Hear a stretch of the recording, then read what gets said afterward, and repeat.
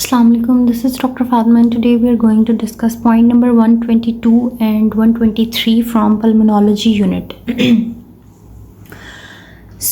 इस पॉइंट के अंदर सबसे पहला जो पूछी गई है बात वो ये है कि एरिथ्रोपोइटिन के लिए स्टिमुलस क्या है, एरिथ्रोपोइटिन की सिक्रीशन के लिए।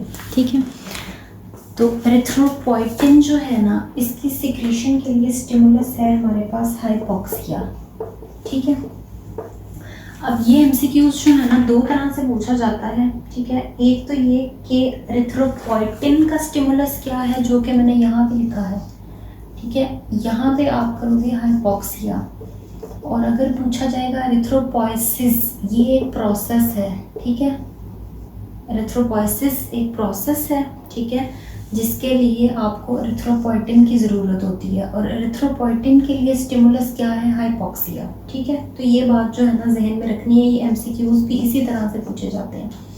सो स्टिमुलस जो है एरिथ्रोपोइटिन के लिए हाइपॉक्सिया हो गया है। फिर हमारे पास बात आती है कि इनहिबिटर जो है, या inhibitor of the erythropoietin secretion जो है वो क्या है, तो यहाँ पे हमारे पास आता है थियोफाइलिन। ठीक है, थियोफाइलिन ने इनहिबिट करना है, हाइपॉक्सिया ने जो है वो स्टिमुलेट करना है। फिर एक और बात आती है कि एरिथ्रोपोइटिन की प्रोडक्शन जो है वो बेसिकली होती कहाँ से है, तो किडनी के अंदर हमारे पास कौन से ऐसे सेल्स हैं जो एरिथ्रोपोइटिन बनाते हैं, पेरी ट्यूबुलर इंटरस्टिशियल सेल्स। ठीक है, peri tubular interstitial cells of the kidney जो हैं, इन्होंने हमारे पास एरिथ्रोपोइटिन की प्रोडक्शन करनी है। आगे है अब जी हमारे पास रीनल एडिनोमा से रिलेटेड एमसीक्यूज क्या हैं कि रीनल एडिनोमा जब भी होता है बेसिकली बिनाइन कैंसर है। ठीक है, और जो रीनल सेल कार्सिनोमा है वो हमारे पास मैलिग्नेंट कैंसर है। ठीक है, रीनल एडिनोमा के अंदर भी हमारे पास एरिथ्रोपोइटिन ज़्यादा होगा। ठीक है, बट जो एंड स्टेज रीनल डिजीज़ है इसके अंदर एरिथ्रोपोइटिन कम होगा। अब इन दोनों की रीज़न क्या है कि बिनाइन कंडीशन है तो एरिथ्रोपोइटिन ज़्यादा है, और मेलिग्नेंसी हो गई है या एंड स्टेज रीनल डिजीज़ है तो एरिथ्रोपोइटिन जो है वो कम है। अब इसकी रीज़न ये है कि एंड स्टेज रीनल डिजीज़ के अंदर किडनी की जो नेफ्रॉन्स है ना, वो सारी की सारी डिस्ट्रॉय हो चुकी होती हैं। ठीक है, तकरीबन आपका 80 से 90% जो किडनी का स्ट्रक्चर है वो डैमेज हो चुका होता है। तो एरिथ्रोपोइटिन बनाने के लिए तो जो किडनी का स्ट्रक्चर है बेसिक वही अवेलेबल नहीं है, तो एरिथ्रोपोइटिन कहाँ से बनेगा। एडिनोमा चूँकि बिनाइन कंडीशन है, ठीक है, तो इसके अंदर ये है कि कुछ स्ट्रक्चर जो है वो प्रिजर्व हो जाता है और कुछ नहीं होता। ठीक है, तो इस वजह से एरिथ्रोपोइटिन ज़्यादा बनता है। नेक्स्ट है हमारे पास जक्स्ट्राग्लोमेरुलर सेल से रिलेटेड जो एमसीक्यूज पूछे हुए हैं, ये इसमें से भी ये हम सारे जो है ना एमसीक्यूज पॉइंट डिस्कस कर रहे हैं। ठीक है, कंफ्यूज नहीं होना कि कहाँ से है, तो पहले वीडियो सुननी है और उसके बाद फिर आपने जो है ना रीड करना है। जक्स्ट्राग्लोमेरुलर सेल से रिलेटेड हमारे पास क्या सिनेरियो है, एक कि एक पेशेंट है, उसका ब्लड प्रेशर ज़्यादा है। ठीक है, और एरिथ्रोपोइटिन कम है, क्रेटिनिन भी रेज्ड है, मतलब क्रेट अगर रेज्ड है तो किडनी का मसला है। ठीक है, तो पॉसिबल साइड ऑफ डिफेक्ट क्या होगी, तो अगर कोई पेशेंट है जिसका बीपी ज़्यादा है, एरिथ्रोपोइटिन कम है, क्रेट ज़्यादा है, तो ये जो आपके पास इक्वेशन बनती है ना कि किडनी की ये क्रेटिनिन ज़्यादा होना और उधर से बीपी ज़्यादा होना और ईपीओ का कम होना, इसका मतलब है कि ये जो आपके जक्स्ट्राग्लोमेरुलर सेल्स हैं ये डैमेज हो चुके हैं। ठीक है,